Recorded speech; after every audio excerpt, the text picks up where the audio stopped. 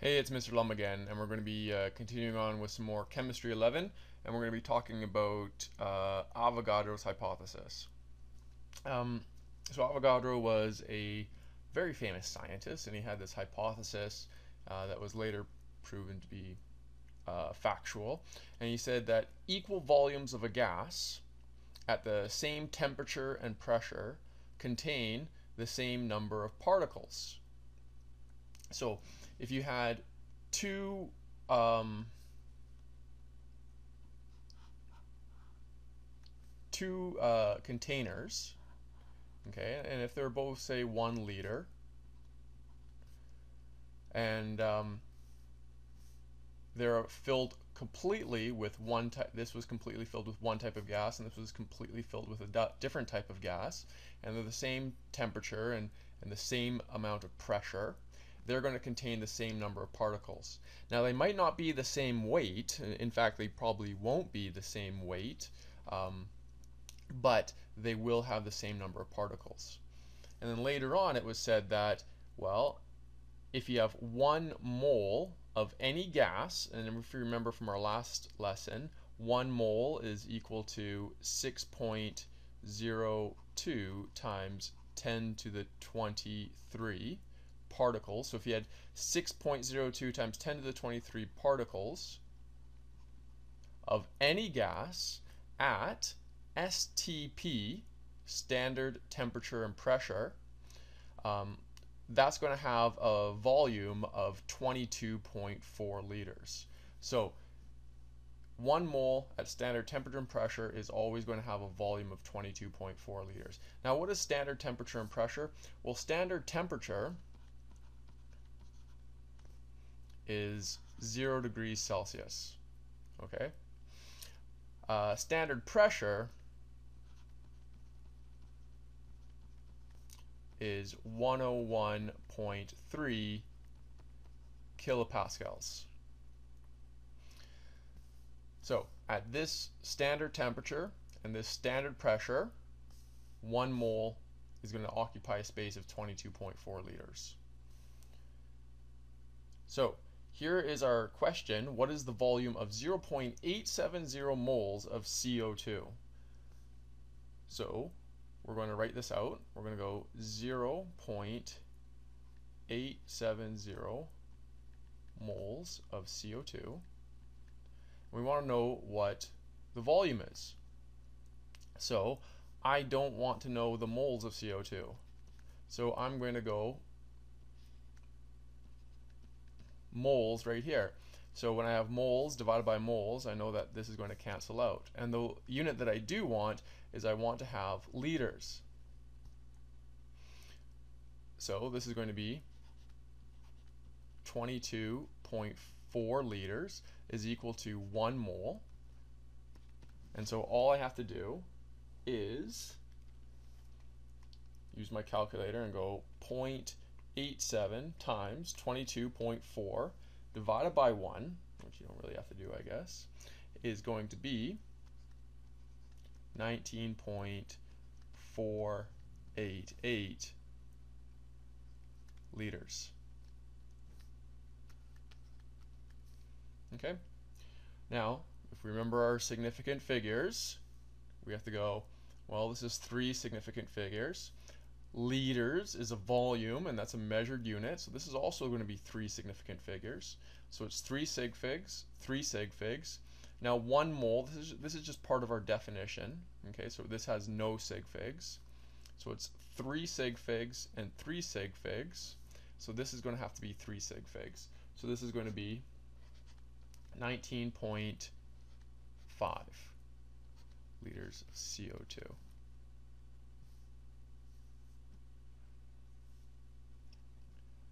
Okay?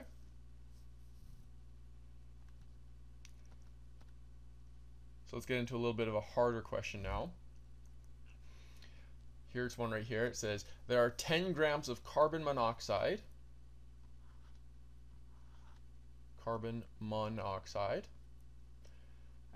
gas at STP. What is the volume of gas present? Okay, so first thing is that we have to find the molar mass of this. So molar mass of of carbon monoxide is going to be, well, it has 1 carbon and 1 oxygen, so it's going to be 12 plus 16 is going to be 28, so it's going to be 28.0 grams in 1 mole, and that's what is the molar mass of carbon monoxide.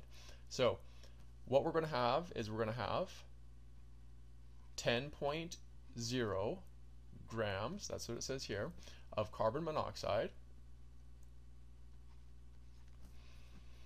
and first off we're going to change this. We're going to do a little quick unit conversion between grams and moles. So I want to have moles on top, so I want grams to go away, so I'm going to put grams on the bottom and moles on top, and so therefore there is 1 mole is equivalent to 28.0 grams. So therefore my grams is going to cancel out. Now I don't want to know how many moles of CO, carbon monoxide I have. I want to know the volume it's going to be taking up. So I'm going to multiply this again by, well, 1 mole is equal to 22.4 liters. So I always put the units that I want canceled out on opposite sides, so it goes mole divided by mole. If I put it up here, it'd be like mole squared, which is incorrect.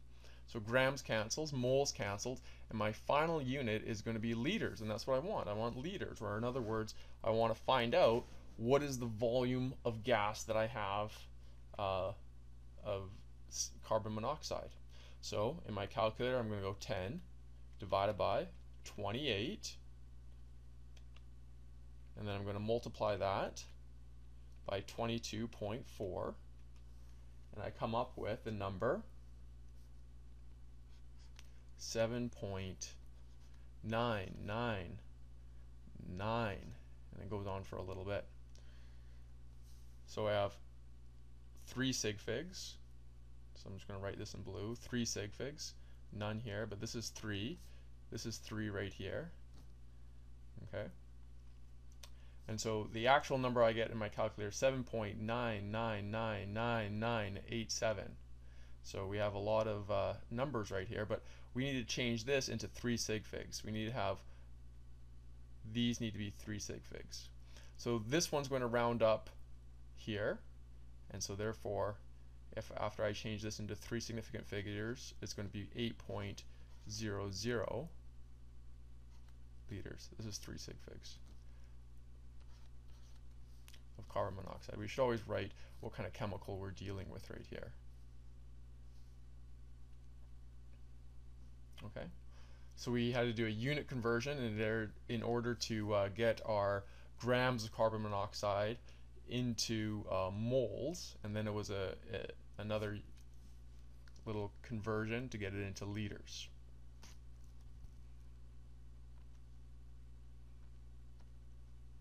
Okay, now we have another question right here. It says there are 0.635 moles of CO in a room. Then someone runs an engine for 4 minutes and puts another 0.21 moles of CO in the room. What is the total volume of CO? What is the total mass of carbon monoxide? So when we take this question, we're going to imagine that everything here is at STP. Okay, for chemistry 11, we're going to say everything here is at STP. So the first thing is that we have some existing carbon monoxide in the room, and then more is put into the room. The amount of time that it takes to put this carbon monoxide into the room doesn't matter. So we have to find the total amount of carbon monoxide in the room after this engine has run. So what we're going to do is we're going to just go 0.635, and we're just going to add 0.21. Okay, and after we add these two numbers up, we find that it's 0.845 moles of CO. what is the total volume of CO? So I have this number right here, and so I'm going to take 0.845 moles of CO. I want moles to go away, so I'm going to put moles on the bottom. And 1 mole, as we know, is now equal to 22.4 liters of gas. Okay. And therefore we can find out what is the total volume. So the first question, the first part of this question says, what is the total volume of carbon monoxide? So I'm going to go 0.845 times 22.4 equals, and I get 18.928 liters. Okay. The next part says, what is the total mass of carbon monoxide? So I'm just going to take this number. So this was our part A, if we want to write like that. And our part B is going to be, well, we have again 0.845 moles. We want to know what is the mass of this. We want grams. So we want moles to go away. 1 mole is equal to, we figured out the molar mass from our last question. Okay, this is carbon is 12.0, has an atomic mass of 12.0, and oxygen is 16.0. If we add those up, that's how we got 28.0 grams per mole right here. And now I'm just going to go 0.845, so 0.845 in my calculator, times 28 equals, and I get 23.66. Oh, I made a mistake here. It's not liters, it's grams. So 23.66 grams I have right here. So for our part A, what is the total volume? 18.928. And what is the total mass? 23.66. Now we're not quite done yet, because we always need to think about our significant figures. So going way back at the beginning, we have our total moles right here. Now we're adding this amount of moles to right here, this amount of moles, and we need to use our adding and subtract rule. So I'm going to draw I like to call it my line of significance. And so this is actually 2 significant figures. Okay? Now, the reason why I keep all of these numbers here is because if I start rounding at the beginning of my calculation and I start rounding each and every single number, then my final number is going to be very, very different. It's going to be not very accurate. So I don't round, but in my head I keep and I understand that this is 2 significant figures. This is 2 sig figs. Even though I'm kind of rounding as 3, I will just report it later. Now this is 3 sig figs. So my final answer needs to be 2 sig figs. So 18.9 is going to round to 19 liters of carbon monoxide.